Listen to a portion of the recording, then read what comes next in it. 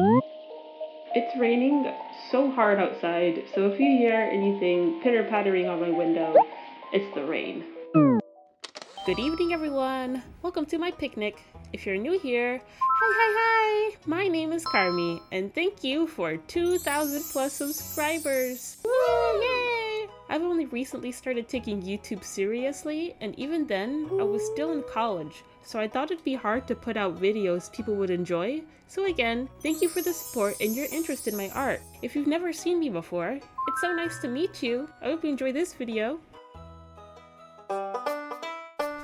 I've been holding back on sharing my most beloved OCs due to crippling anxiety about showing them off, but today, we're breaking through that wall by diving deep into the redesign of Manami and Masaaki Fujii. I know many artists online have trouble getting attention on their art unless they draw fan art, but I have the opposite problem. Or, I guess it's not really a problem, I'm actually really grateful for it. But it can become a problem if I don't get over the anxieties that come with this type of art. From what I've seen, my audience on both Instagram and YouTube really love it when I post about my OCs, or original characters, especially if a little story or reference to their stories are in the caption of my posts. More so the illustrations than full-out complicated paintings that take months to plan because illustrations, more often than not, tell a story without any words. I have a lot of amazing art that I've made throughout my experience in art school, but I just don't post it because I know my audience isn't interested in that sort of thing. Kind of sad, but I understand why. The problem I'm facing is that I'm too scared to post my own OCs. Okay, so my logical brain understands that I can't cater to everyone, and if I accidentally spill something major about Devil's Kiss, the story with Sasha, my OC from that 30-day challenge I did way back when, it's probably not a big deal since I haven't even written it yet. But because I've had the story in my head for so long, I've also built up these massive expectations for it, like trying to fill shoes that aren't even there yet. And it's not like I haven't tried to start. I've probably written chapter 1 a million times, but my perfectionism kicks in and I'll toss it all out. People keep begging for more, but the anxiety of putting my creative babies out there is just too much. I come from the era of Newgrounds, so I'm supposed to have tough skin about this kind of thing. I know how mean people can be. People can also be very nice, but I have such intense tunnel vision that I'm afraid I'll only be able to register the mean parts rather than the support. This is partly why I've made other stories like Faunus Acre or Necromancy, so I can get over the anxiety of showing off my amateur writing skills. Not that they don't mean as much to me, of course, but those two stories haven't been with me for half as long as Devil's Kiss has. But I think we can break out of this self-contained shell a little bit by at least introducing some of the characters. Today, I will be redesigning one pair of OCs, Manami and Masaaki Fujii. I feel like I should have a mini synopsis of what Devil's Kiss is in case you're new to my art or just haven't watched the 30-day challenge vids. Sasha, also known as Satan or many other aliases made throughout human history, is a fallen angel turned demon lord who is banished to Earth as punishment for their rebellious past due to a disagreement over the creation of humans. Sasha now watches over humanity as a silent observer and commander of the demonic realm. Devil's Kiss takes place during the early to mid-90s, but spans across many time frames and settings. Recently, there's been a sudden concentration of demons starting to make a ruckus in Osaka, Japan, and Sasha needs to figure out why. Manami and Masaaki are two twin demon dogs who tag along with Sasha in this challenging expenditure. Manami and Masaaki's original designs were basically identical, so I'm gonna analyze them at the same time. And that can start us off with our first problem. When they were first created, I was very fascinated with identical twin tropes. It's twin-o!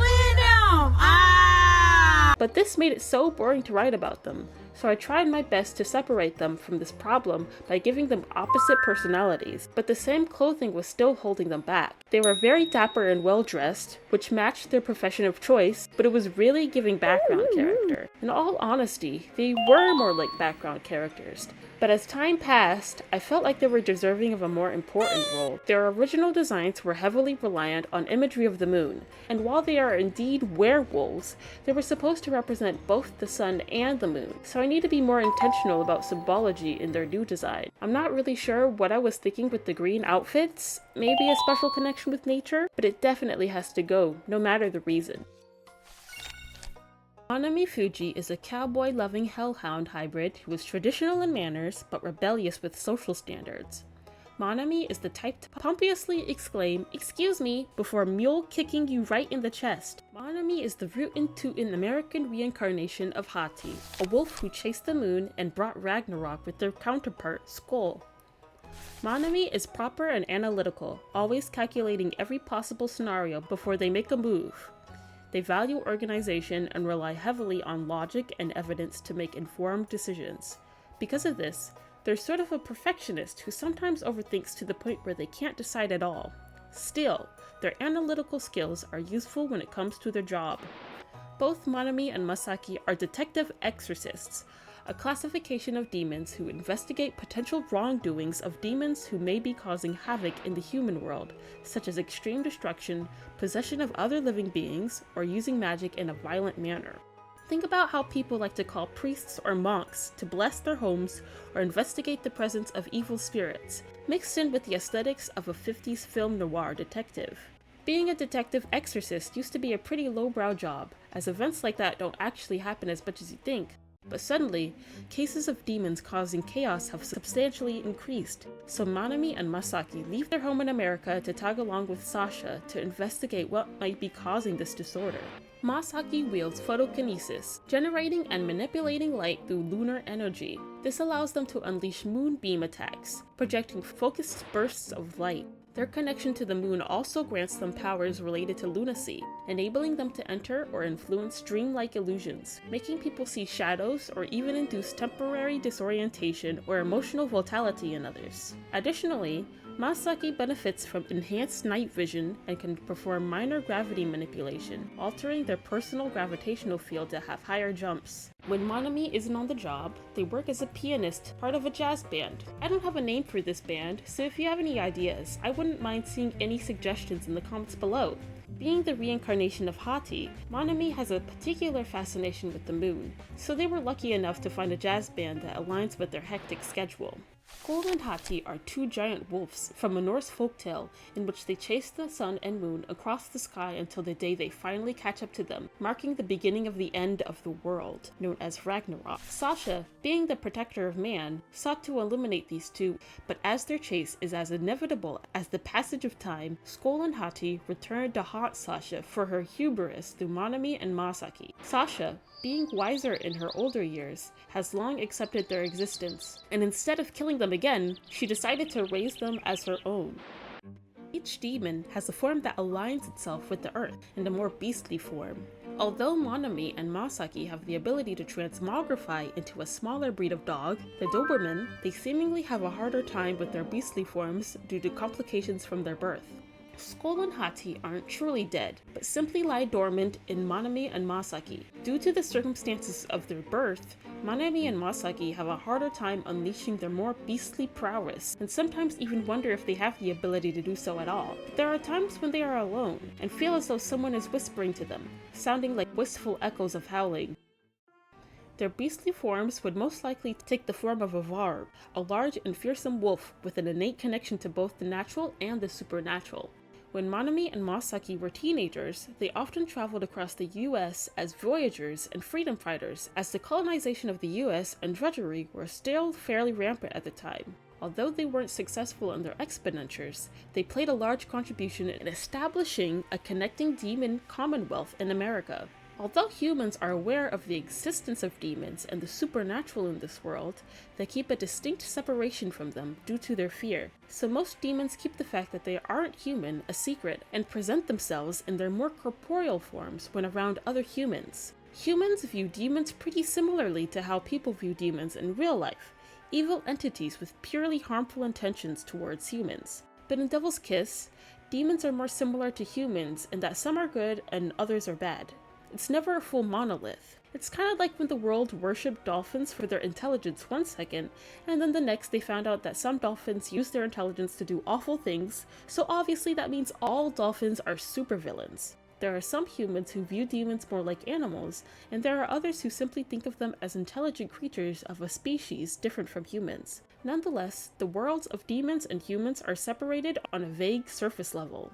I wanted Manami to show off this cool and collected outer appearance, but still wanted to show off their smug side. They still like to have a bit of fun, and sometimes shows off their sadistic side when in an intense fight. I also put a couple of piercings to show this more excitable side. Both Manami and Masaaki propped their puppy dog ears in their even more rebellious and punkish teenage years, much to the horror of their parents, but Sasha, of course, eventually warmed up to the new look. As for the outfit, I wanted to draw them in what they would wear in the 1800s. I put various moon and night related motifs as well as references to Native American attire, namely motifs from the Lakota tribe, which is a group of people who are often villainized in both cowboy flicks and other means of propaganda. The Lakota tribe also had many names for the moon, characterized by seasonal shifts in nature, so I thought it'd be a good connection for Manami. For most moon designs, darker hues of blues and purples naturally come to mind as these are colors you visually see in the skies, but I chose for Manami's main color to be red to signify their deep connection with their sibling. The reverse will be the same for Masaaki. However, Manami will have a hint of blue surrounding their red iris to give them a cold glare. Manami's weapon of choice is a banjo axe in the shape of a crescent moon. It's fully functional as a banjo with a hollowed inside and bells that are attached to the end. The sharp steel edges of this instrument do most of the heavy lifting in terms of what applicable damage it can do. Devil's Kiss mainly takes place in the 90s, so Manami and Masaaki don't really dress in full cowboy attire, other than the occasional cowboy hat and boots, as they don't work as cowboys anymore. So, Manami's outfit of choice is often casual and discreet. Manami's band members never expect them to dress fancy and quite enjoy their laissez-faire American style. I based a lot of Manami's clothing on 90s and 2000s bathing ape, or bape? I'm not sure, which I like to describe as a combination of American and Japanese streetwear heavily inspired by hip-hop visuals. Manami's style is also inspired by American jazz musicians like Miles Davis, just to give them a touch of sophisticated nonchalance. Get your slimy whipped phalanges off my boots. I got a bead on you, stranger. So you get up real slow. Lesson you want to spend a bit of part of the afternoon putting your face back together.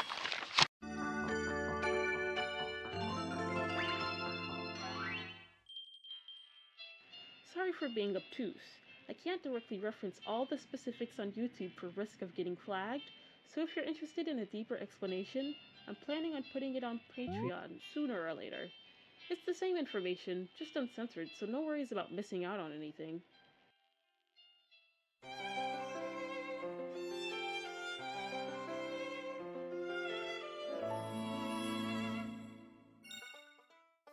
Masaaki Fujii is a fun-loving hellhound who is easily excitable and perhaps too friendly with most. Masaaki seeks adventure and merriment in the small things, even when things are looking at their worst. They're exactly what locals imagine when they think of the stereotypical American. They never seem to run out of energy, they're a little loud and have trouble reading the room at times, but ultimately has a good heart and wants to help people in need. However, they can be a bit impulsive and sometimes doesn't realize when they're out of fuel, which leads to quick burnout. Masaaki is definitely the more sociable and approachable one compared to Manami, and they can bicker pretty often, but even so, they're still very in tune with each other when it comes to fighting a bigger baddie. Masaaki actually really enjoys being around their sibling, as Manami's more grounded personality yields a sense of stability in their chaotic life. The same goes for Manami. They can be a bit too doom and gloom at times, but Masaaki's always there to cheer them up. Their unusual bond isn't just a matter of practical sibling rivalry, but also rooted in something archaic and powerful. While Manami is the reincarnation of Hati, Masaaki is the reincarnation of Skull. Masaaki has the same ancient callings that Manami has. They struggle with this, but at least they're struggling together. Similar to Manami, Masaaki's abilities like photokinesis are generated by the sun, so they can also generate concentrated beams of light and force, kind of like Cyclops from the X-Men, and can also create blinding flashes of light, but only in the mornings. They have slight clairvoyance and can see 1 second into the future, which makes it hard to land a punch on them in a fight. I base this ability on the world's reliance on the sun for vision. Masaaki can generate intense heat from their hands, but they're not pyrokinetic like Fujii, so no melting powers or fire control. It's pretty useful when it gets cold in the winter though. Both Masaaki and Manami rely mostly on their fighting abilities, which came from being closely trained by Sasha in their kinder years. They got a better understanding of their werewolf-related powers when they were sent off to Namibia to study with another mentor, Princess Toma. Although her fighting skills have much to be desired, Her knowledge of werewolves is undefeated. This experience fueled Masaaki's interest in the education field, so they would often get majors and PhDs for fun. It's pretty easy to do so when you've lived for so long. Masaaki just has a particular fascination with learning. Being a highly reputable educator, Masaaki quickly secured a band teacher position upon arriving in Japan. Their lively personality and unconventional look were a departure from what students in Japan were accustomed to, but Masaaki's fun-loving nature proved to be too contagious to resist for long. Their career choices were far from arbitrary.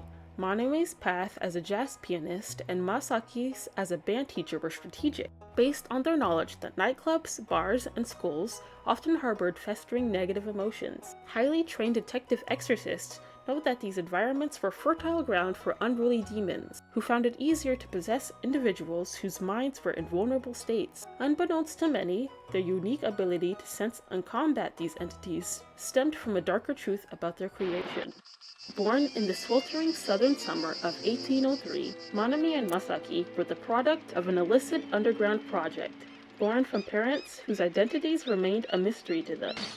They were created not through love, but through cold, calculated design to produce powerful demon hybrids used on large plantations. Their mother was a hellhound with a deep past in the history of demon dogs like Cerberus, but she was practically faceless, as they were too young to remember either parent. Their father was a human, making Manami and Masaaki demon hybrids. The very essence of a demon hybrid is tied to the emotional harmony of their creation. Without it, their innate powers become dangerously unstable, manifesting as an agonizing internal struggle that threatens to consume their minds. Sasha, Azrael, and Fujii were in the US at the time, searching for this mother as she had gone missing for months while on a mission and eventually had found her dead. While they were supposed to leave afterward, Sasha felt a strange presence of two strong entities that bore on her soul. On the other side, both Manami and Masaaki were feeling the same pain. This phenomenon happens when hybrids aren't consummated under healthy emotional states. There's a desperate feeling within them that grows stronger every minute, driving them to eventual insanity.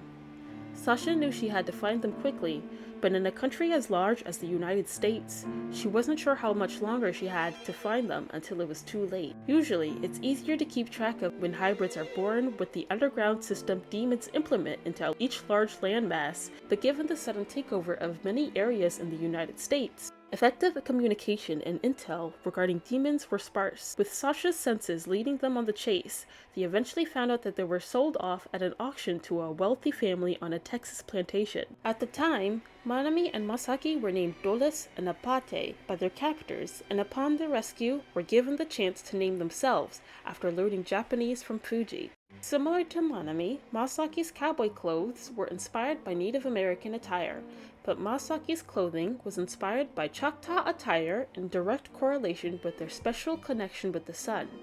In modern times, Masaaki prefers to wear more alternative clothing, showing off both their love for worldly knowledge and the Southern Gothic back at home.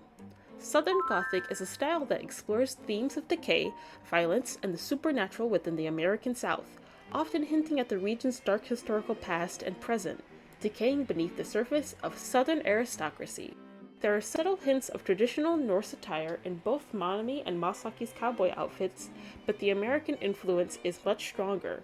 Masaaki has a dash of orange surrounding their iris to give them a warm and inviting look, despite their spooky and off-putting style. Masaaki's weapon of choice is a chainsaw guitar, mostly as a reference to the Texas Chainsaw Massacre film, which is a classic example of Southern-based horror. This guitar is also fully functional as an instrument, as the sharp blades go into the neck when it's not being used as a chainsaw. Manami's axe needs their enemy to be in constant close proximity with constant deliberate hits, like forceful taps on a piano's keys, while Masaaki's guitar matches their quick and overexcitable personality. Beats me.